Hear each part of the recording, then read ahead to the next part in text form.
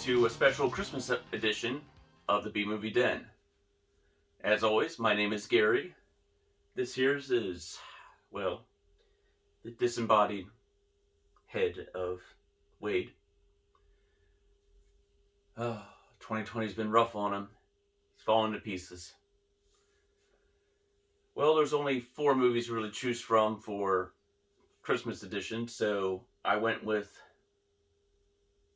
a nice little Amazon Prime pick that just got released called Santa Jaws.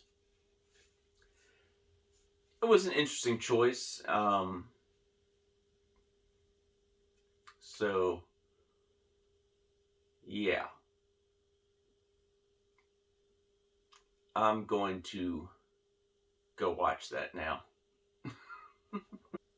Yeah, that was definitely an interesting choice that I chose. Maybe I should have went with Deadly Games. But everyone just kind of watched that recently with on Joe Bob's Christmas special, so I decided to not watch that one. So where can we go to start with Santa Jaws? Well, the movie starts out with Santa Claus with a hostage, and then the hero coming to the rescue.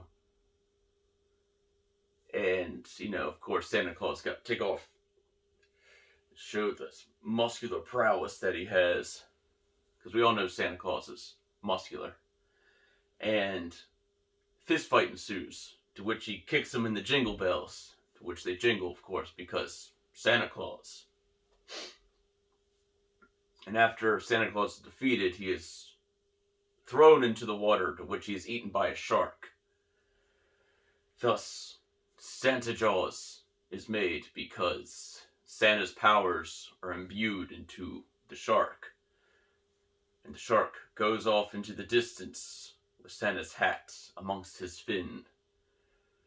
Then, the comic book closes. You're brought forth into the real world. So, Santa Jaws is a comic book that is made by these 2 kids, and they're showing it off to their boss who owns a comic book store. And, they're just chit-chatting back and forth. It's like, oh man, but it needs an ending. It's like, yeah, it's cool and all that. It's like, you guys are coming to the Christmas party tomorrow, right? Lots of people are going to be there. They live in this small town, nothing really interesting ever happens. Their parents own a restaurant at the marina. Their uncle's a hotshot, cool guy who's like, it's like, oh yeah, you try flying to China 6 times in a quarter. Married to a Snapstagram model with 120,000 followers who are tired of her in cardigans and latte and drinking lattes. Ugh. Oh man, definitely nailed that one down. He's got a crush on the new girl across the street who is a track and field star who is apparently always out at 5 a.m. doing stretches before her morning jog. He gets in a huge fight with his parents because apparently he drew a comic over his distaste of the school uniform because he finds it archaic and, against free speech and all that. So his parents ground him. And his grandfather gives him this pen, this, magic pen. And you know what happens with magic. With great power comes great responsibility. So he starts doodling on his Santa Jaws. And he's just like, oh, man. I wish my family would just disappear. I'm not kidding. It's pretty much like the Home Alone reference. And then Santa Jaws kind of poofs into existence.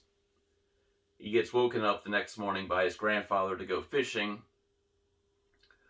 While fishing, they drop their eggnog into the water. Santa Claus appears, and then murder and hilarity ensues. I'm not really going to go much further into the plot in case you guys really want to watch it. Um, there are some kind of funny puns that they lay into place between like Christmas theme puns. Um, they use explosives and ornaments, and it's like kind of like, ornaments. It's like, oh man, so you made like Christmas ornaments kind of thing. So I thought that was funny. It's not really a pun, is it? Is it a pun? Is it a pun? I'm a little tired, so pun, poon, punny, funny. Is it a simile? Apostrophe? What day is it? Is the Mothman here? Is it Wednesday? Anyway, I digress. So going into the action is really drawn out. There are like just long talking points. There are no subplots of this other than like the family just continuously. It's like, all right, we must find our son, and then going to, it's like this point of the lake to where their son's not, because he's on this point of the lake, and then them going to that point of the lake to where the son goes back to the previous point, and they continuously miss each other for half the movie before they finally meet up. It's original for the most part, other than like, the magic item that brings a comic book character to life, because that has been done in, I know I've seen it in one or two other movies. This is the writer's what's his name, Jake Kiernan's only writing credit, so it is funny, it is interesting, it's not overly gory. Most of the gore is, it looks like a Sci-Fi Channel movie to me. The director, though, well, there are two things that she seems to be attracted to: Hallmark movies, Hallmark Christmas movies, to be specific, and shark films, specifically Sci-Fi Channel shark movies. Her director credits: Santa Jaws, Mississippi River Sharks, Ozark Sharks, and Shark Island. Producer credits, the ones that really stand out: A Christmas Wish and Christmas in Louisiana. Edited movies, the ones that really stand out: Christmas Wish, Hometown Christmas, Christmas Contract, Santa Jaws, Mississippi Jaws River Sharks, Ozark Sharks, Shark Island, and Ghost Shark. I've seen most of these shark movies. I haven't seen any of the Hallmark Christmas movies because I don't watch the Hallmark Channel. Let alone I don't really watch Hallmark Christmas movies on top of that. So it's kind of funny that it's like, oh, what's your producer credits look like? It's like, oh, I like sci-fi shark movies and Hallmark Christmas movies. You want to do one together? I'm in. I don't need to see the script. For a Christmas movie, this should be added. If you like bad horror Christmas movies, this should definitely be added to your list. I recommend it. Especially if you like movies like Deadly Games, which I know a lot of people like. I didn't get to see it until this year when it got released. But if you like movies like that, definitely check it out. The Silent Night, Deadly Night. If you love all 5 of those movies, watch it. It's out there. It's weird.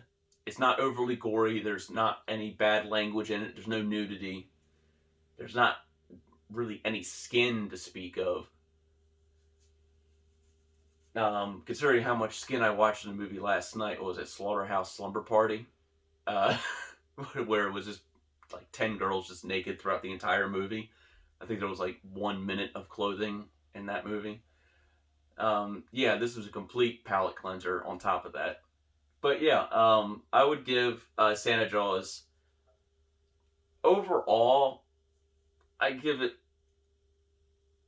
as a like 2.5 Christmas ornaments out of 5. But as like just as your like run of the mill fun Christmas horror movie, I give it like 3.5.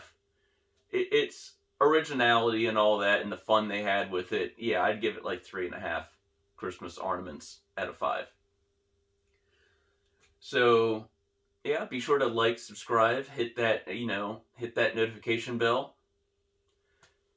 Share with your friends. Drop some, what you want to add to the hat. Do you have a bad horror movie or any kind of, film you want us to check out and review? Send it our way. We would watch it. It's the kind of stuff I grew up on. But always, I'm Gary. This is Wade. And we will see you next time.